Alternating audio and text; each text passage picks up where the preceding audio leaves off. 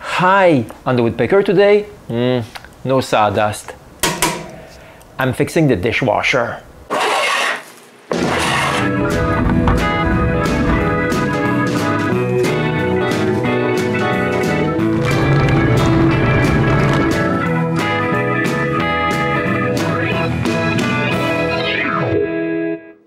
For a little while now, all the bowls on the top rack of our dishwasher were still dirty even after a wash.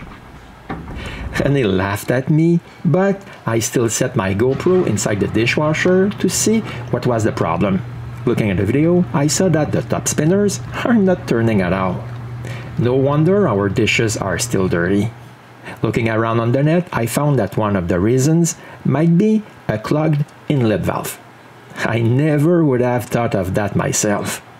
To test if it's the valve, they suggest pouring some water directly into the dishwasher and see if it's cleaner. And in fact, after adding some water, the top spinners spins.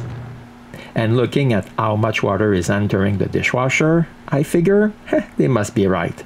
So I order a valve. Now I'm ready to change it. So after turning off the electricity and the water, I can unscrew the dishwasher from the countertop, remove the backsplash plate, unhook the water, and we're ready to get it out of there. After laying it on the floor, we now have access to the valve. It's now easy to unhook all the water hoses and remove the valve. But I still need the elbow for my valve. And it's only now that I can see how dirty the valve is.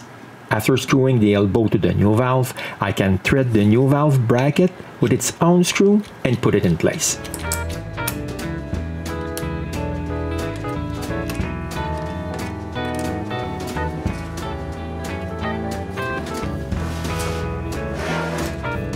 And when everything is where it should be, I can make another camera test.